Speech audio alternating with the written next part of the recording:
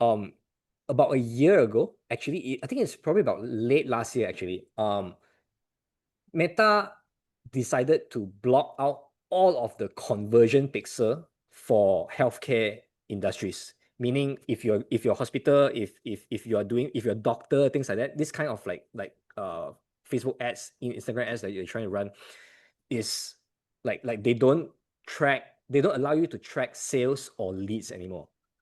So imagine this: you are a business, you are running ads, and then Facebook says, no, you cannot track sales, you cannot track leads. Then how the heck am I going to grow my business? Like die lah.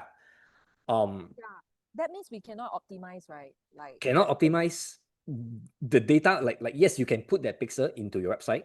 People can become a lead, but then that information does not go back to Google to Facebook. Facebook blocks it, so they won't get data. So in your ad manager, you will see zero, even if someone buys medical stuff.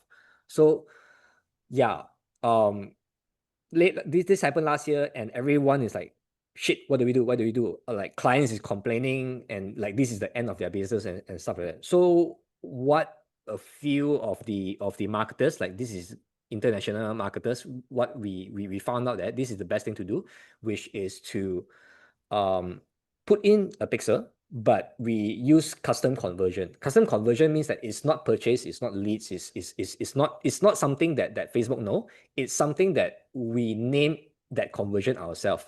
So for example, there are custom conversions like, maybe I want to trigger Facebook's pixel if someone scroll the page until 50% of the page, then it triggers. Then that is a custom conversion because it's not a default conversion from it, not a default pixel event. So this kind of stuff. So what happens is that if we can create this kind of like custom conversion that says that the word has nothing to do with sales, nothing to do with purchase, nothing to do with leads. I have no idea what it is. You can call it mouse, for example, like one mouse, two mouse, three mouse. Oh, this is this is all the loshi that we get. And then we tell Facebook, oh, we got one mouse. Oh, we got three mouse. Good. Find me more of this mouse. And then yeah, Facebook can do it. But the problem is Facebook does not know about this specific event called mouse. Facebook knows pixel, Facebook knows sales, Facebook knows purchase, Facebook knows leads. So imagine like, yeah, if you tell Facebook, hey, I want more sales, then Facebook will, oh yeah, I know what is sales. Sales, like in other companies, other industries, like all of their other clients also got like the sales pixel. Then they can, okay, I know what's a sale. Let me get you more of these sales. I understand what's going on. But if you tell Facebook, hey, I want a mouse, Facebook like, what's a mouse? Like other people, all of our media buyers and accounts don't have this mouse conversion. So yeah, I have no idea what is it. So therefore, I can still help you, but we start from zero. We slowly pick up and figure out what's going on. So this is over time, then you get more data into that pixel. Then okay, then Facebook will eventually, after a while, it will, I know what's a mouse now, but they have to start from zero. So this is what the healthcare industry is doing on the other side of the world. This problem might come to Malaysia, might come to Singapore, might come to this part of the world soon, I believe, if not already. So meaning to say in this region, there's currently no such restriction yet, is it? From what I see, not really yet. It might not happen so fast because usually when Facebook push out features, they will only like hit certain accounts, not all the accounts at the same time. So if some people might have already experienced it, some people might not have experienced it. Because one of the reasons is because a lot of people are doing scams in the US. So their FT, what's that, FTA or something like that? Their I can't remember what's the word, FTC. Yeah, so the FTC is breaking down all these scams, like because people are selling supplements that is not verified by their health organization, so it's dangerous. So therefore, they had to come up with this. I see. Okay. Yeah. But I feel in our region, right, the problem is I don't think people pay that much attention to pixels. I mean, not even like, I mean, most people here like track CPL, right? But Mm. they don't really care about other metrics as well. So I think that's something that that we need to drive education on as well, right? Like the importance of these metrics.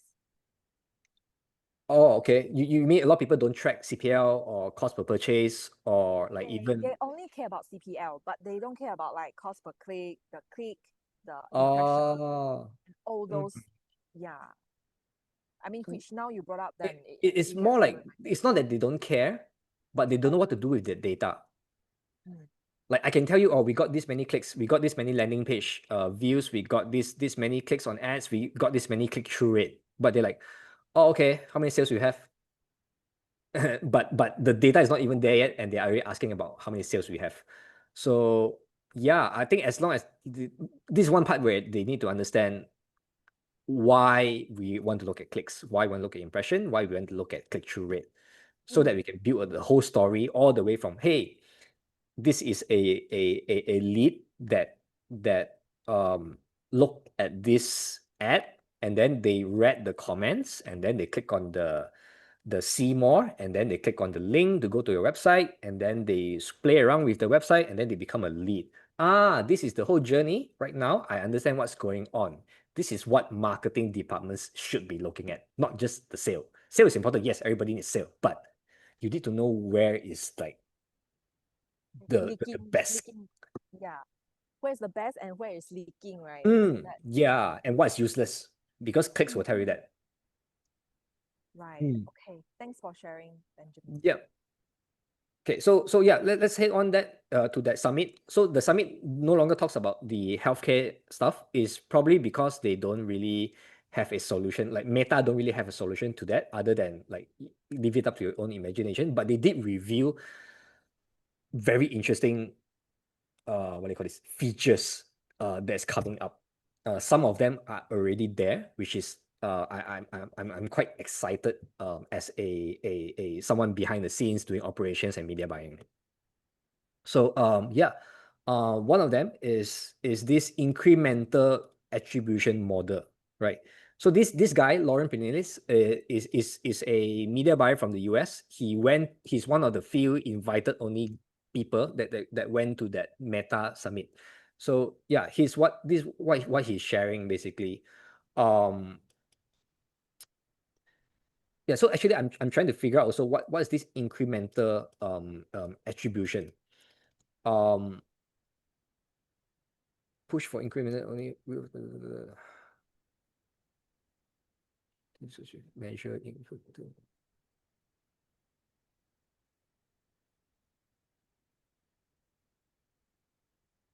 Yeah, actually I have no idea what's this. I think it's a new type of attribution, because usually attribution, we just look at pixels, we just look at this got attributed to this and that. Yeah, but it seems like it got to do with brands, right? Like those larger brands naturally have more engagement, so it feels like naturally there's incremental of effect, right? How to say? Because we already have it, but I'm not sure how different is this. I will need to chat with Lauren to figure it out more deeply, because if we can know what is this thing is, yeah, it's going to we can do some stuff for brands also around here. But it's a feature that is probably not here yet, but is coming out soon. Or maybe he's already testing it. And yeah, so it's apparently it's a feature that is not really, it's still wonky in a way where sometimes it's successful, sometimes it's not. It's kind of like the whole CBO ABO thing. I'm not sure if you know that. Yeah. So the CBO ABO thing has been around for a while. But the problem is that like some people will like swear by, oh, if we run CBO, we sure very low cost per click, all this kind of low cost per lead, all this kind of stuff. But I've also experimented on like ABO, and I feel like ABO works a lot better. But CBO also works if you're scaling. So it really depends on sometimes the business, the offer, the ad, what data you already have in account, what attributions you already have, like and how you set up the whole account. Because I heard that CBO is really for after we found the winning ad. right? Then we can There are, yes, there are those who believe that. There are those who immediately start out with CBO and seeing great results. So it can be either or kind of thing. But yeah, once you understand the underlying the fundamental algorithm of what actually happens to CBO and ABO, then yes, CBO is best for scaling if you understand what's going on. yeah. Okay. So yeah, so next one is the value optimization. What this means is that this is a new feature. It's more towards I think you can select it in the end. It's more like how much are you willing to pay Facebook to get $100 purchase compared to a $20 purchase. So it's like bidding, a sort of like a bidding system. This is what it feels like that he's trying to explain. So a lot of businesses, they only want people with money. I don't want people without money. Don't send don't send those traffic to me. Usually what happens is that if the business did not get like people with money to book a call, to book an appointment, then they start to blame the marketer. But sometimes it's not because that the marketer cannot get you people without with money. It's more of like the system don't have that kind, so rather the algorithm don't have that kind of data to push your ads into the right direction. But this would probably this value optimization would give you sort of some of that power to go after the people who have more money. Of course, it's not going to be At a very definitely. early stage, instead of waiting, is it like to fast go and find those kind of leads? Is it?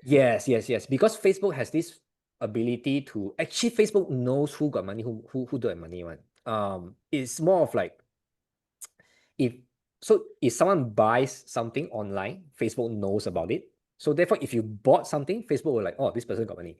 If you have never bought anything, or Facebook will say this fella don't have money. However, everyone is bidding for the people who have money.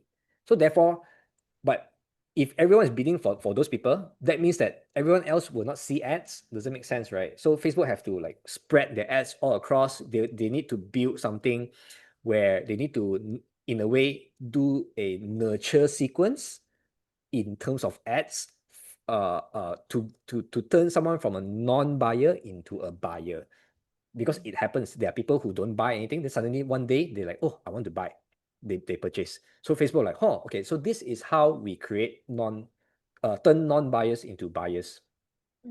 But those data has been building up for a while, and as you can see later on, somewhere below here, lesson 6, story builder ads.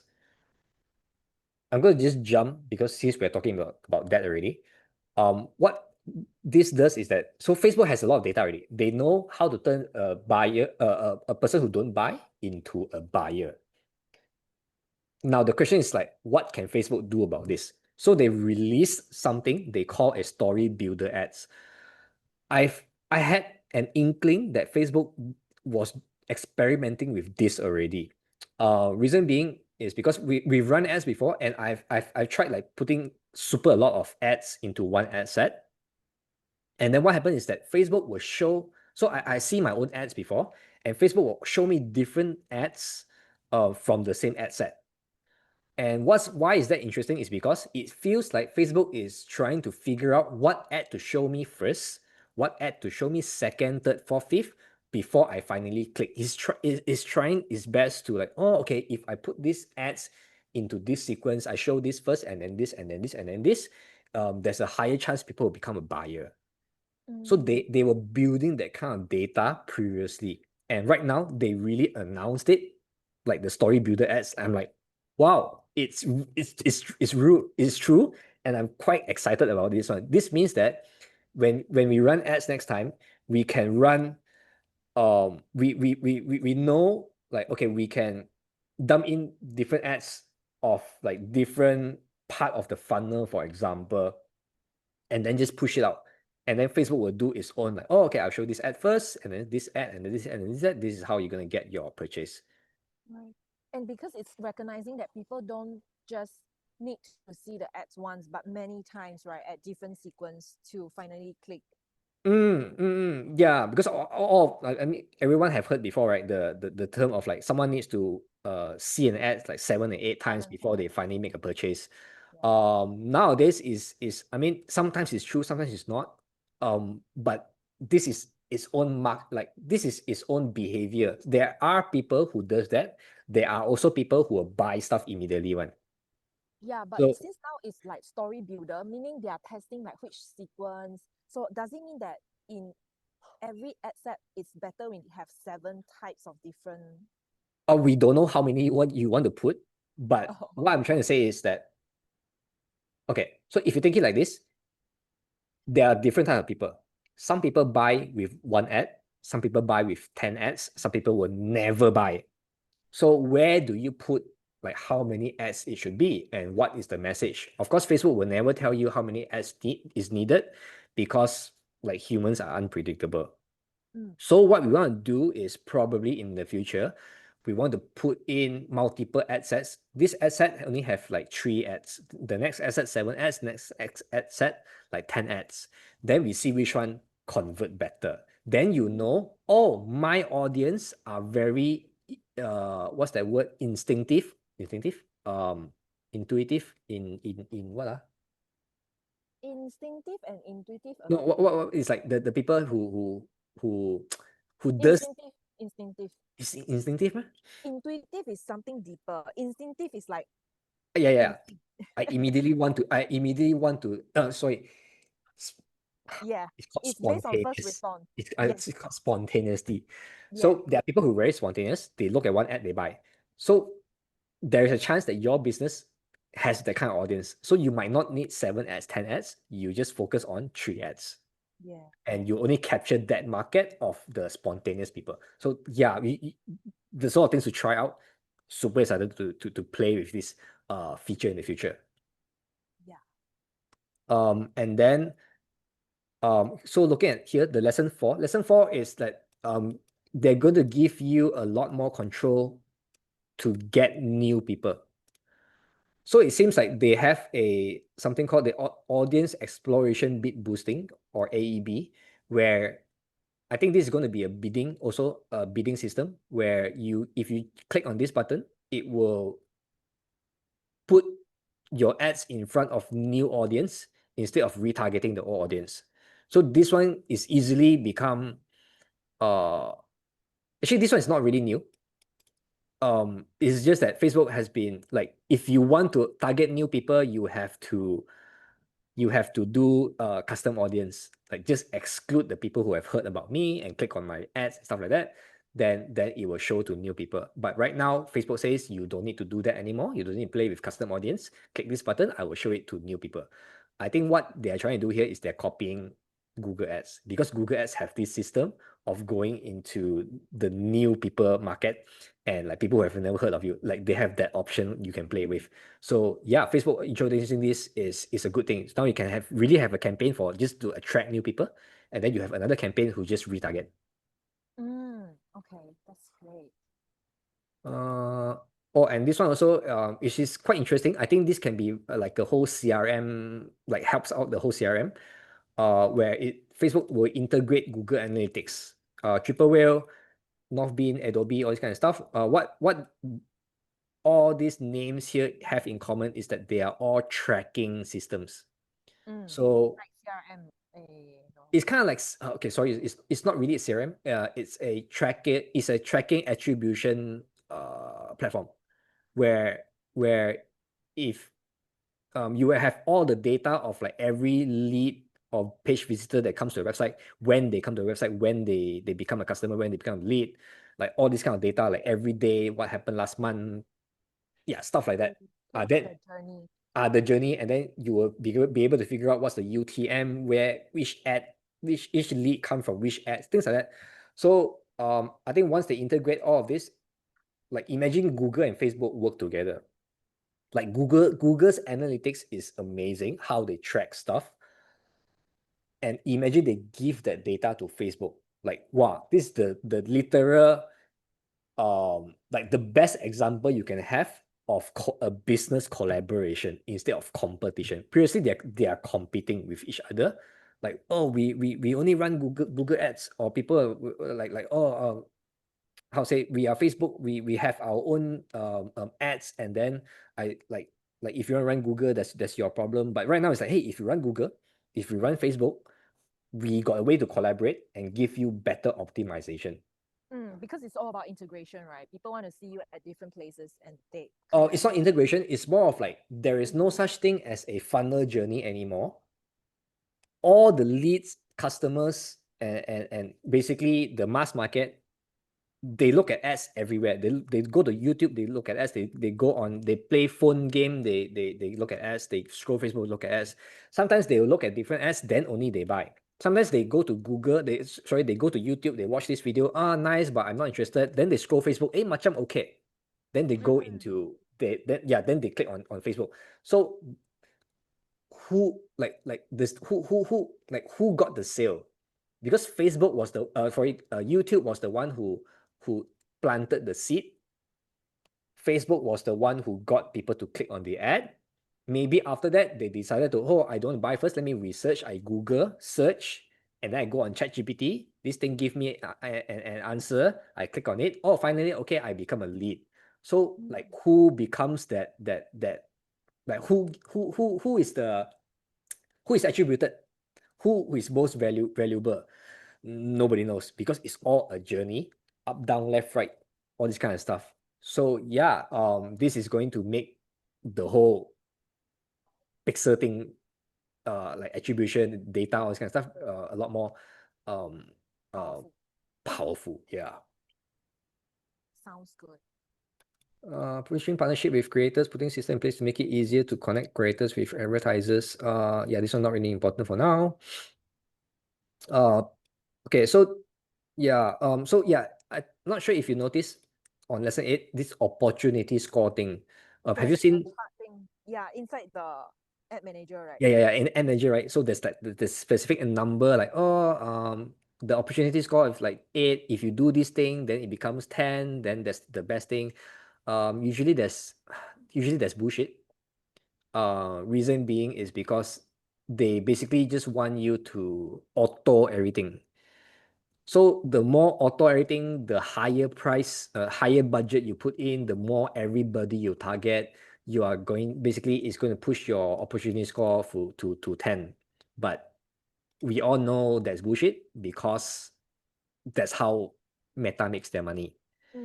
And in a way, yes, if you have infinite money, give everything to the platform, to Meta, and the algorithm can figure out for you. Yes, good, yes. But you need infinite money. Most of the business don't have infinite money. Most of the business have limited capacity, limited budget. So therefore, we need to be as narrow as possible. Then it makes sense. Then that's why we look at CPL, cost per sale, all this kind of stuff. If not, then we don't even need to look at everything else. Yeah. So opportunity score, I agree with Lauren. Like, I don't think we are there yet. They still not sure what's the best way to do it. But probably in the future, after a while, maybe, I guess. Yeah. So tofu branding, let's see what's this. Typical conversion engagement, long-term investment through branding, short-term, motivated to fill in inventory. Okay. So yeah, this is for top of the funnel for people who want to run awareness ads. Because Facebook actually still believe in branding awareness ads. So what this means is that Facebook kind of still agree with the same marketing philosophy of like billboards, TV, and things like that, where it just builds branding. In a way, yes. The more ads you run, the more goes into people's mind. You like condition people to get used to you, people buy. But if you're only doing that kind of campaign, you cannot get conversions, right? So It's like mass, right? It's targeting everyone. it's targeting everyone. It doesn't really matter like they buy or not buy. Yeah, which isn't that great for conversion. Not good for conversion, but good for branding. So Facebook believe in long term.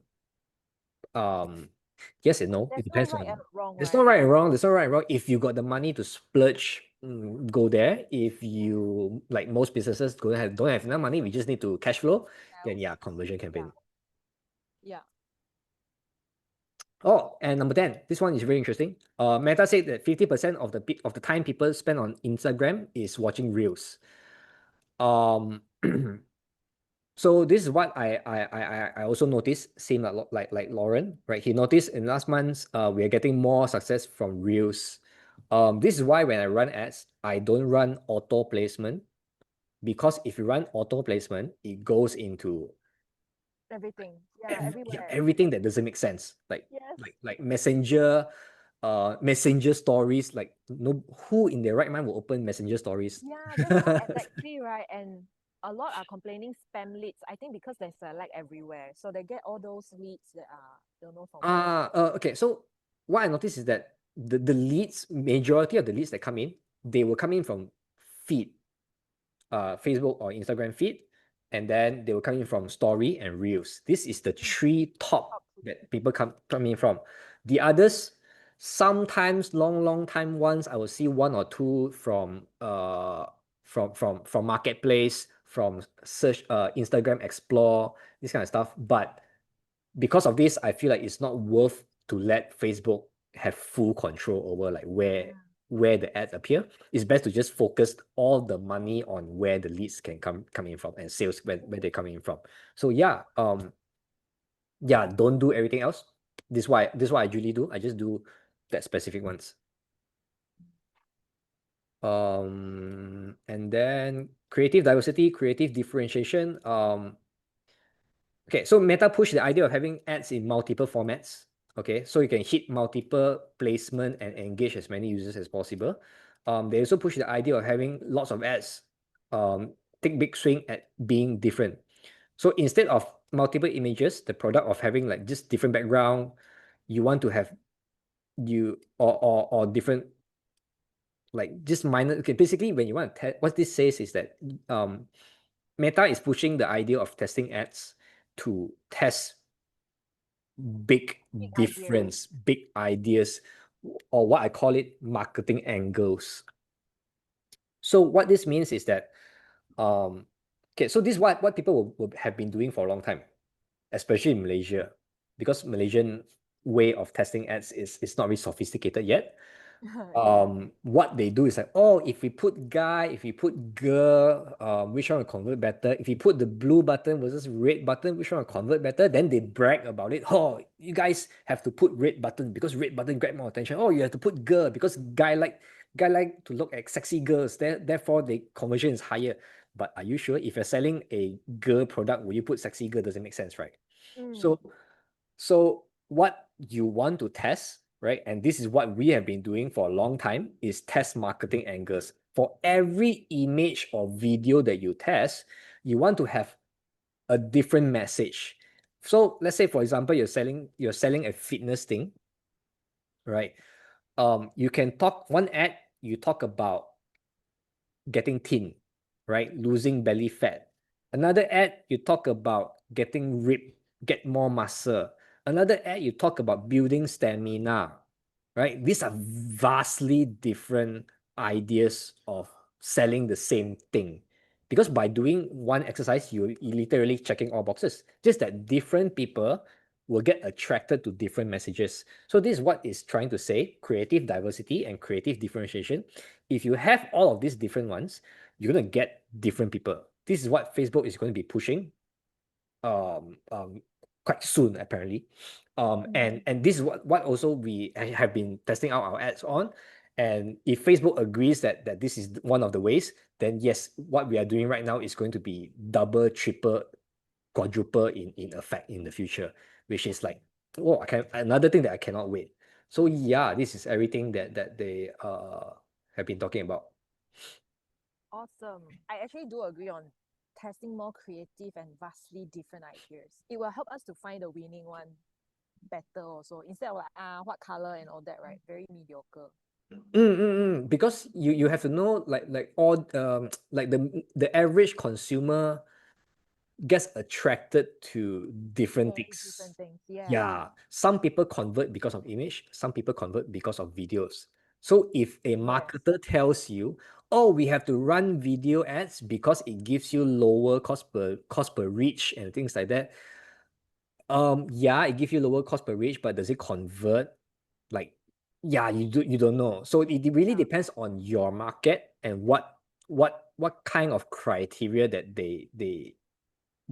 that makes them want to buy or want to click. Some people just like to look at image. Some people have no time to look at video, right? You scroll Facebook video, the one, scroll video, the one. Some people like just love to watch video, and so this will work for them. So yeah, different market, different message. Yeah, that's very true. Yeah. Yep. So that's all. Okay. Thank you. Okay.